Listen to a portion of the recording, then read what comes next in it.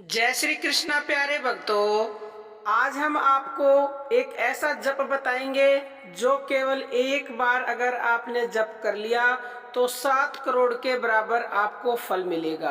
प्यारे भक्तों, वो प्राण जप है और प्राण आपके पास है और कहीं से लाने नहीं है, कहीं से लेना नहीं है कुछ भी, लेकिन आप इनका महत्व जानते ही नहीं हो, इसलिए ये हमारी सांसें व्यर्थ ही जा रही है हर पल।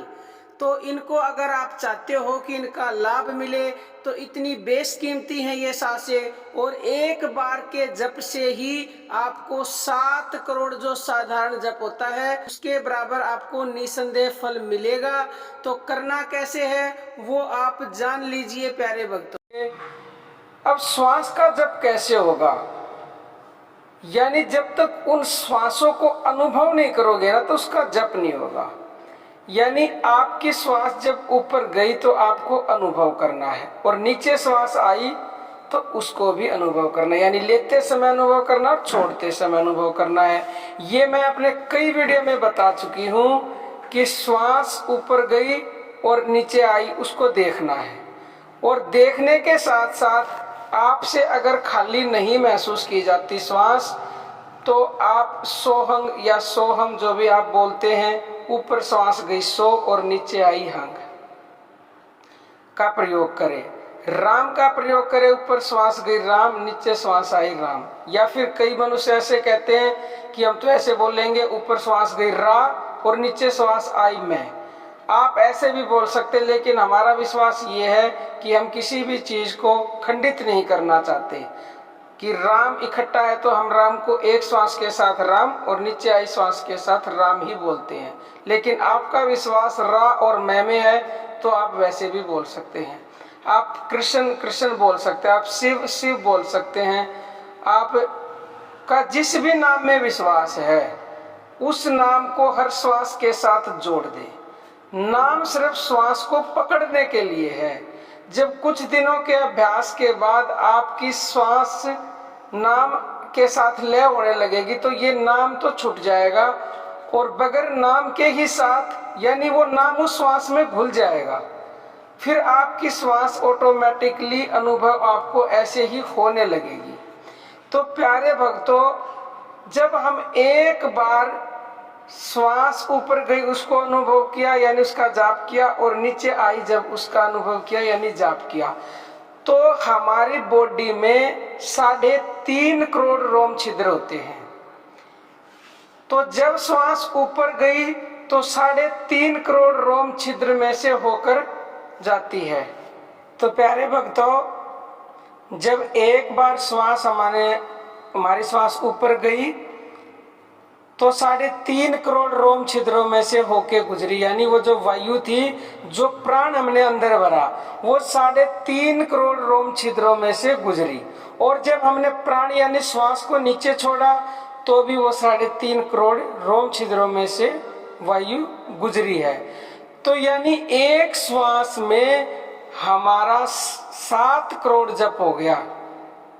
श्वास जप हम करेंगे यानी प्राण जप जब हम कर रहे हैं तो एक ही प्राण जप में 7 करोड़ हमारे नाम जप हो रहे हैं, और ये सबसे उत्तम नाम जप है। इससे ऊपर कोई भी नाम जप नहीं है।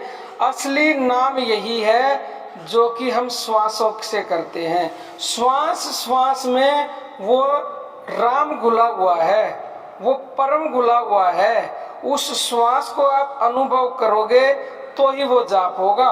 क्योंकि यहाँ पर आपके मन में ये भी प्रश्न आ सकता है कि श्वास तो हर पल हम ले ही रहे हैं, अपने आप ही चल रही है वो तो, और हमारे जाप अपने आप हो रहे हैं। नहीं प्यारे भक्तों, श्वास चल रही है, लेकिन जब तक आप उसको अनुभव नहीं करोगे तब तक आपका जाप नहीं होगा। और अनुभव करने के साथ साथ एक और शर्त है कि आपका मन एकाग्र होना चाहिए। वहां एकाग्र अर्थात उस समय आपके मन में अन्य कोई विचार नहीं होना चाहिए। पूरा का पूरा ध्यान 100% उस श्वास के ऊपर होना चाहिए जो बेशकीमती खजाना है। प्यारे भक्तों, अगर आपने इस खजाने को समझ लिया तो समझो खजाने की चाबी आपको मिल गई। कुछ दिनों के अभ्यास के बाद उस चाबी से आप ताले को खोल सकते हो, और जब ताला खुल जाएगा तो वो खजाना ही पूरा आपका हो जाएगा। अभी तो आपको पता ही नहीं है कि आपके पास खजाना है। श्वासों का जप करना शुरू कर दिया तो समझो खजाने का पता चल गया, चाबी हाथ लग गई। और जब अभ्यास निरंतर करोगे तो ताले को आप खोल ही लोगे। ताला खुला तो सब आपका ही है फिर तो।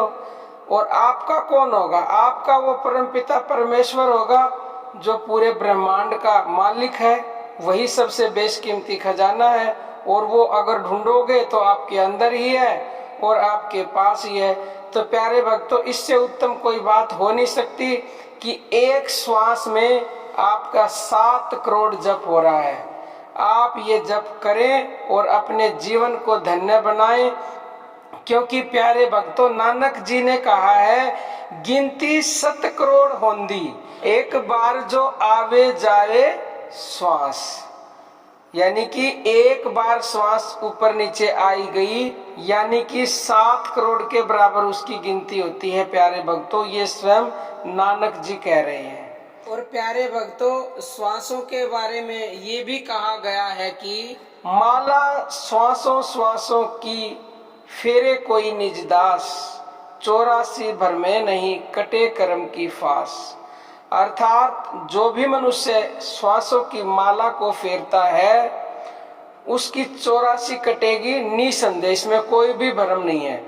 और उसने चाहे कितने भी बुरे कर्म किए हों, उसके सारे कर्म कट जाते हैं श्वासों की माला फेरने से।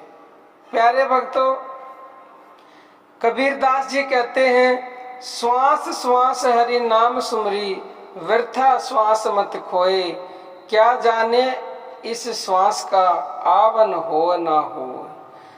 तो कबीरदास जी भक्तों ये कह रहे हैं कि हर श्वास के साथ हरि के नाम का जप करो, उसका भजन करो, उसका सुमरन करो।